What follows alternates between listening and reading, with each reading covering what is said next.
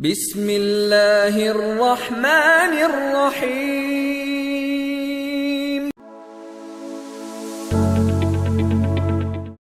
السلام علیکم ورحمۃ اللہ۔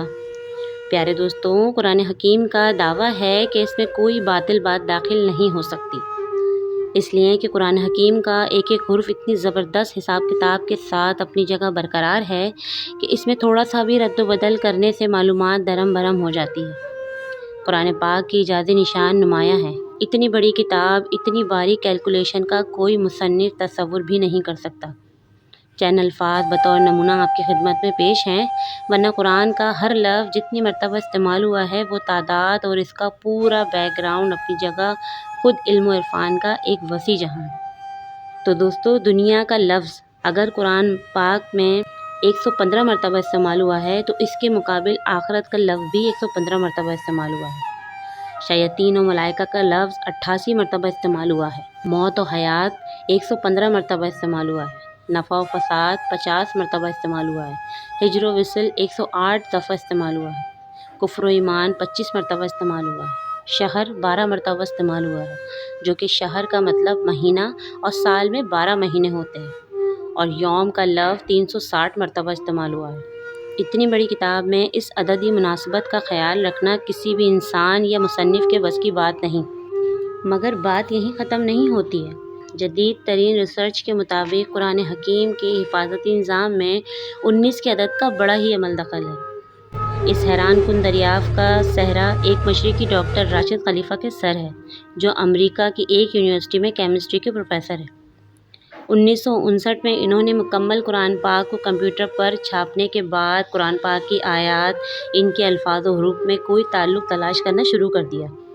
رفتہ رفتہ اور لوگ بھی اس تحقیق میں شامل ہوتے گئے، حتیٰ کہ 1972 میں یہ ایک باقاعدہ اسکول بن گیا۔ جیسے ہی تحقیق کا کام آگے بڑھتا گیا تو ان لوگوں پر حیرتوں کے پہاڑ ٹوٹ پڑے۔ قرآن حکیم کے الفاظ و حروف میں ایک ہی جیسی کتاب و تقدیر نظر آتی ہے، جس کے مکمل ادراک کے لیے اس وقت کے بنے ہوئے کمپیوٹر ناکافی تھے۔ کلام اللہ میں 19 کا ہندسہ صرف سورہ مدثر میں آیا ہے۔ یہاں اللہ پاک نے فرمایا، دوزخ پر ہم نے 19 محافظ فرشتوں کو مقرر کر رکھا ہے۔ اس میں کیا حکمت ہے یہ تو رب ہی جانتا ہے، لیکن اتنا اندازہ ضرور ہو جاتا ہے کہ 19 کے عدد کا تعلق اللہ کے کسی خاص حفاظتی نظام سے ہے۔ پھر ہر سورت کے آغاز میں قرآن پاک کی پہلی آیت بسم اللہ کو رکھا گیا ہے، گویا کہ اس کا تعلق بھی قرآن کی حفاظت سے ہے، کیونکہ ہم دیکھتے ہیں کہ بسم اللہ کے کل حروف بھی 19 ہی ہیں۔ یہ دیکھ کر شدید حیرت ہوتی ہے کہ بسم اللہ میں ترتیب کے ساتھ 4 الفاظ استعمال ہوئے ہیں۔ ان کے بارے میں ریسرچ کی تو معلوم ہوا کہ لفظ رحمان 57 مرتبہ استعمال ہوا ہے، جو کہ 19 ضرب 3 کا حاصل ہے، اور لفظ رحیم 114 مرتبہ استعمال ہوا ہے، جو کہ 19 ضرب 6 کا حاصل ہے، اور لفظ اللہ پورے قرآن میں 2699 مرتبہ استعمال ہوا ہے، جو کہ 19 ضرب 142 کا حاصل ہے۔ لیکن یہ ایک رہتا ہے، جس کا صاف مطلب ہے اللہ کی ذات کسی حساب کے تابع نہیں۔ قرآن مجید کی سورتوں کی تعداد بھی 114 ہے، جو 19 ضرب 6 کا حاصل ہے۔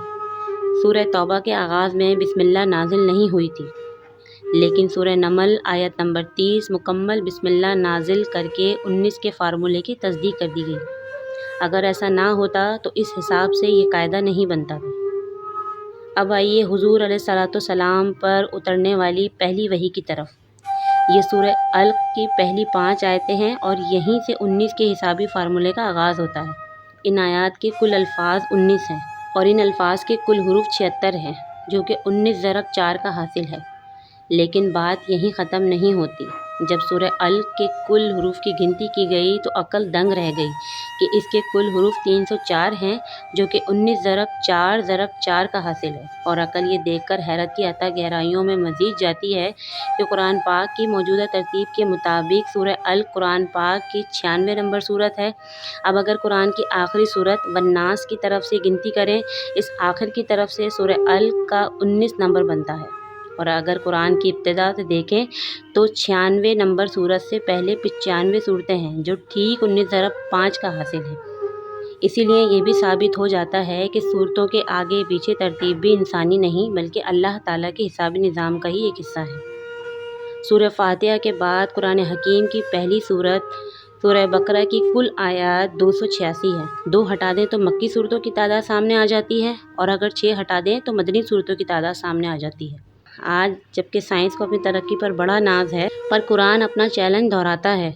حساب دان، سائنس دان، ہر خاص و عام، مومن، کافر سبھی سوچنے پر مجبور ہیں کہ آج بھی کسی کتاب میں ایسا حسابی نظام ڈالنا انسانی بساط سے باہر ہے۔ آج کے طاقتور کمپیوٹر سے بھی اس جیسے حسابی نظام کے مطابق ہر طرح کی غلطیوں سے پاک کسی کتاب کی تشریح ناممکن ہے، لیکن 1400 سال پہلے تو اس کا تصور ہی محال تھا۔ لہٰذا کوئی صحیح العقل آدمی اس بات کا انکار کر ہی نہیں سکتا کہ قرآن کریم کا حسابی نظام اللہ رب العزت کا ایسا شاہکار معجزہ ہے کہ جس کا جواب قیامت تک کبھی نہیں مل سکتا۔ سبحان اللہ۔ تو پیارے دوستوں، اگر یہ آج کی ویڈیو آپ کو اچھی لگی اور آپ کی معلومات میں اضافہ ہوا ہو تو اس کو دوسروں تک ضرور شیئر کریں۔ کیا پتہ آپ کے ایک شیئر سے کسی کا دل اور زندگی دونوں بدل جائے۔ ویڈیو کو لائک اور چینل کو سبسکرائب کرنا نہ بھولیے گا۔ اگلی ویڈیو تک کے لیے مجھے اجازت دیجیے۔ السلام علیکم ورحمۃ اللہ۔